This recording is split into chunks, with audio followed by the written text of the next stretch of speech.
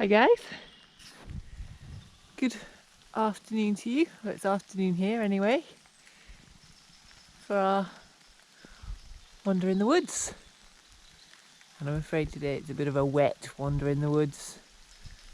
There's roly-poly over there, ready to go. He doesn't care if it's raining, he just likes to be out. So I don't know if you can tell where we are again. Recognise these big trees.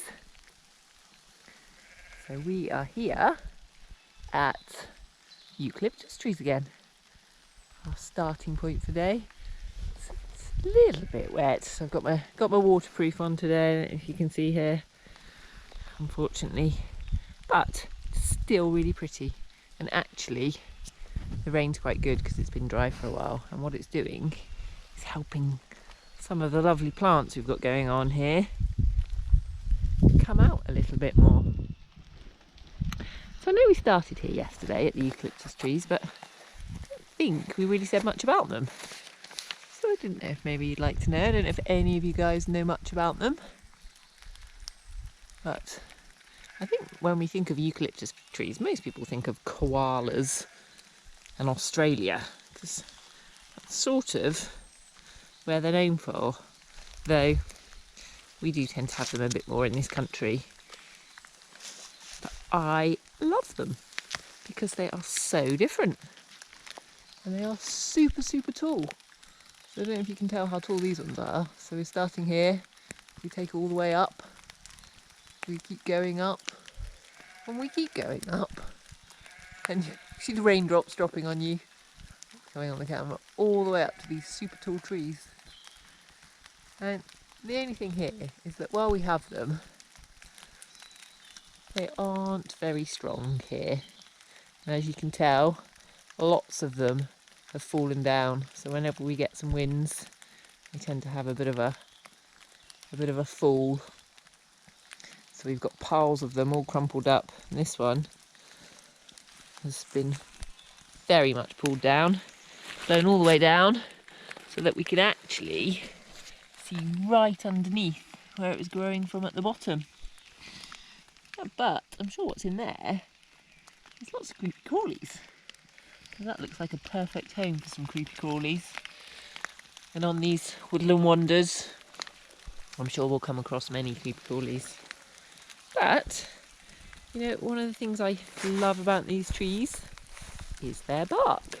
So I don't know if I can manage to get myself through these trees that have fallen down without falling over myself. Would probably be a good thing. Is here we have one that's got very different bark. This is quite furry going on there. This one over here is also quite furry, but if we work our way through, I'm just looking for a path so I don't fall over. And look, can you see what we've got down here too, growing amongst them? What did we spot yesterday? Bluebells, wet bluebells, but they will enjoy the rain. So I will crunch my way through. That you can see my foot, see my feet, see if they stay. If I suddenly hit the ground, you know I've fallen. Uh-oh, making my way through to this crazy tree, and you see all this stuff on the ground. And this was once on one of the trees. And look at how amazing that is. This was the bark, and it's super tough. You can bend it, just crack a little, but it is super tough. Look, pick up, see if I can find a piece here, because it's wet, it's gone a bit soggy, but pull out this bit, and if we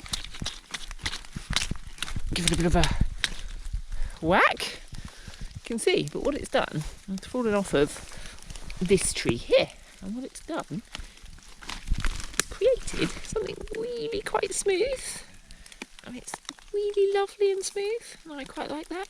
You can see it's in the middle here of falling off. We've got a nice stringy bit that's still attached at the top, but just hangs. I think that's quite awesome. I think it feels quite prehistoric in here. Feels like somewhere dinosaurs would roam around. Hopefully we haven't got any dinosaurs going on. The only thing we've got going on here, roly-poly, and guess what? chewing a stick. Crazy boy. So yeah, so this bark is pretty strong, and actually in Australia they used to use the bark to make things like tools, musical instruments. And we can see here how they've fallen down. This one's fallen down, this one's cracked too. But we will just have a little peep in there if I can get in. I don't think I can get in there because while in Australia koala bears tend to like them, we do get many insects in these ones because they kind of quite like the oils that come from the trees. I don't know if you know, something called eucalyptus oil that comes out of these trees. And what it comes out of, if you see over there, we can try and get over there. Look at these fallen down trees. I've got to try and get past these. I'm going to work my way around. What they do is those green leaves produce oil. And when they're crushed, they make a bit of a smell. And it's the nice bluey green adult leaves that produce the oil. So there's a lovely looking tree in here. We're going over here, look, climbing over these things here. We'll have a little peep in here, see if we can see anything. Now, does anybody spot anything? There's a few leaves hiding in there. Can't see any bugs at the minute. Maybe they're sheltering a bit more from the rain today because it's a little bit yucky. I'm going to, and look, right in the middle here. How awesome is that? One of my favourites again. We got the ferns. And this one, there he is, there's his head. All the way down, he's crawled up all the way from the bottom here. There's a little one there. And he's not quite fully out, but if we look at the neighbour here we go, you've got some green leaves out, more green leaves, and there's the head still not quite out. Isn't that quite lovely? Alright then, I wonder if you guys did any drawings of ferns, got anything going on. I just think they're so cool. Look at that! Really funky. Hopefully you've seen some of the pictures attached here of my ferns. I don't know if any of you spotted anything in one of those ferns. But look, I'm creeping my way all the way over here to this. It's quite a young tree, it's only little. But you see the difference in the bark, how green it looks. And this one is super smooth. Oh look, there goes the roly. This one here, super smooth, and it actually feels really quite lovely. And we've got lots of fresh, these are fresh leaves coming off. So these are just the young ones we've got going on here. And look, in the tree we've got a bit of a crisscross going on because this one here has managed to fall and land inside this young tree here. Quite cool. It's makes you feel like you're in a very sort of world of your own amongst these trees, the way they fall. And look, we've got one going across here. They're just hanging a bit like a bar, it's a bit like a gate. We've got some more in there. Don't know if you can see. We've got lots more bark hanging off of them.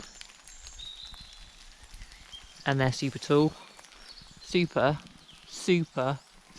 tall, because they're still going up, and they're still going up, and they're still going up. Right. You guys got any more questions about eucalyptus trees? Let's have a bit more of a look at the leaves here going on.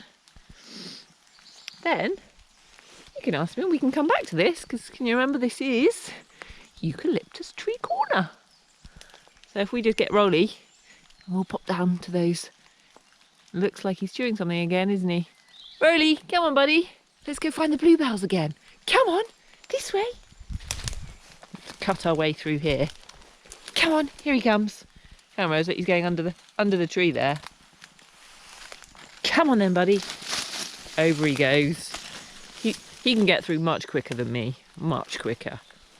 So yesterday again, we saw some of those bluebells, and we saw them in bud, and we talked a little bit about them being English and Spanish.